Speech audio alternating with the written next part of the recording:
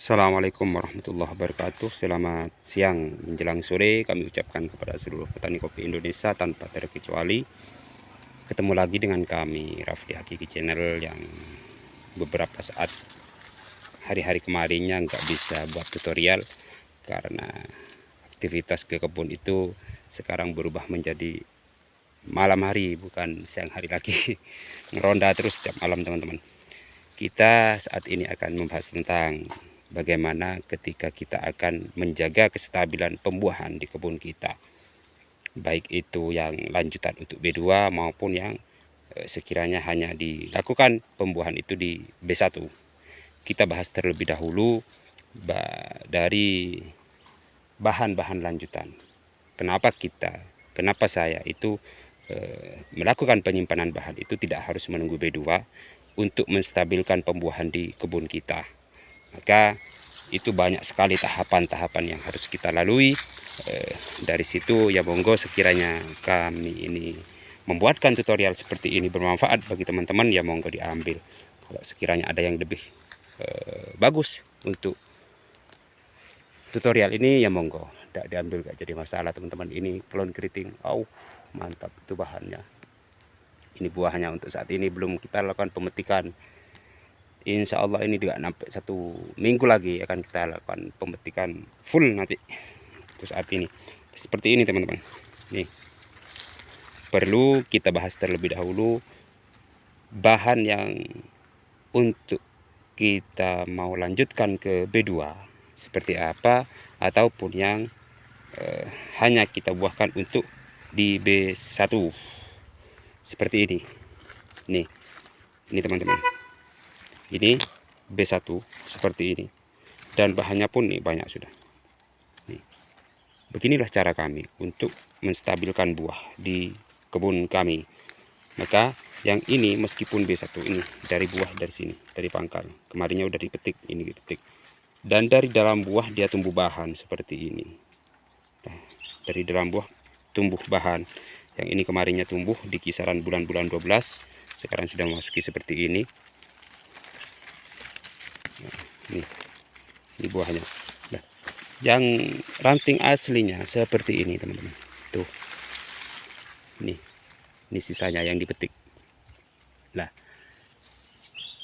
pertanyaannya kenapa kita melakukan penyimpanan bahan ini meskipun masih memasuki B1? Karena tidak mungkin kalau kita itu untuk menstabilkan buah itu hanya terpaku pada bahan-bahan lanjutan yang seperti ini. Kalau kita hanya menyimpan ketika memasuki B2, maka yang terjadi cuma yang berbuah tahun depan seperti ini teman-teman. Nih, masuk kita mau pelihara. Makanya kita persiapkan dulu nih, meskipun masih memasuki B1. Dan dari dalam buahnya pun nih, dari dalam buah dia tumbuh bahan. Nih, sudah besar-besar, sudah melingkar dia. Nah, maka untuk kestabilan buah di kebun kami seperti ini, tidak harus nunggu B2, tidak harus nunggu dia harus pemetikan ada ruang tumbuhnya, tidak. Kalau musim penghujan, di dalam buah ini pasti tumbuh bahan-bahan. Makanya di situ jangan kita lakukan pembuangan ke semuanya. Jadi bahan lanjutan ini yang memasuki B2 ini baru kita potong nanti, meskipun ini masih berbuah 1 kali. Seharusnya yang ini B2 nanti, tetapi ini sudah tidak memungkinkan untuk berproduksi maksimal. Sebelumnya kita persiapkan dulu bahan-bahan yang seperti ini. Nih, panjang-panjang dah, kelong keriting ini teman, seperti ini. Kita potong dari sini nanti ketika panen, nanti kita potong dari lepas bahan seperti ini. Atau kalau kita hanya mengandalkan B2, maka untuk tahun berikutnya di kebun kita akan mengalami penurunan dari segi produksi. Inilah keriting seperti ini penampakannya. Tuh bahan-bahannya. Rata-rata punya kami nih masih memasuki B1 tuh. Ya kalau ini masih bisa untuk diproduksikan untuk memasuki B2, ya kita lanjut. Kalau ini B1 aja sudah full atom, ngapain kita masih harus nunggu bahan ini untuk dilanjutkan ke B2. Mending kita pelihara kembali bahan-bahan tunas-tunas baru untuk berbuah tahun depan akan seperti ini juga. Tuh. Kalau kami seperti ini, ya monggo silahkan diambil kalau sekiranya bermanfaat. Kita review di batang-batang yang lain nih, tubuh sarinya masih belum dipetik teman-teman. Buahnya tubuh sari seperti ini.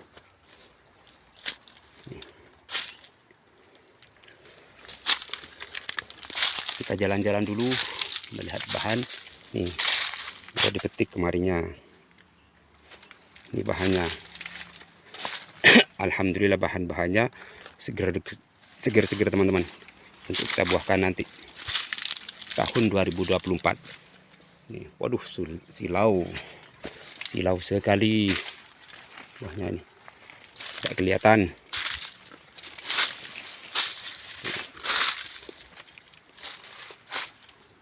Inilah cara kami untuk melakukan penyimpanan bahan agar pembuahan di kebun kita tetap maksimal. Caranya seperti ini. Ini B1 teman-teman, tapi ini tunas raja. Ini B1 dan itu bahannya sudah kita persiapkan. Meskipun ini masih memasuki B1, banyak benar saya simpan.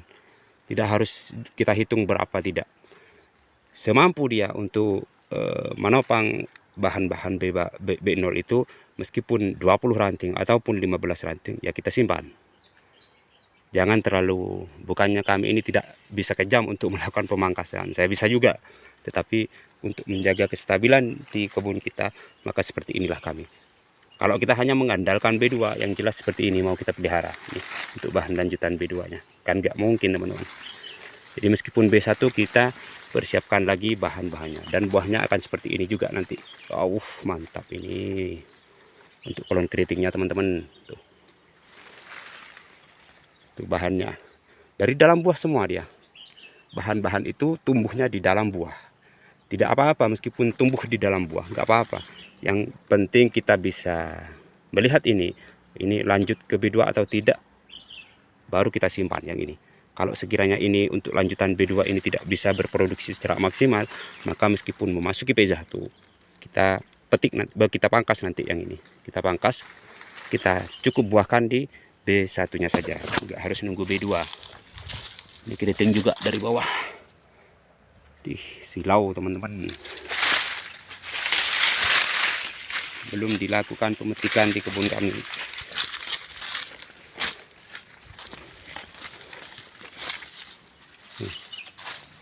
Udah kuning-kuning teman-teman, udah kuning-kuning.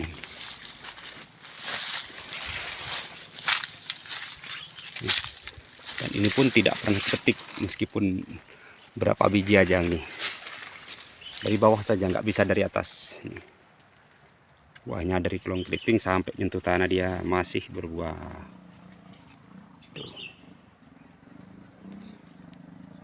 Sekian dari kami, kurang lebihnya saya mohon maaf. Sekali lagi jangan lupa like, komen, dan subscribe bagi channel kami. Sekian, assalamualaikum warahmatullahi wabarakatuh.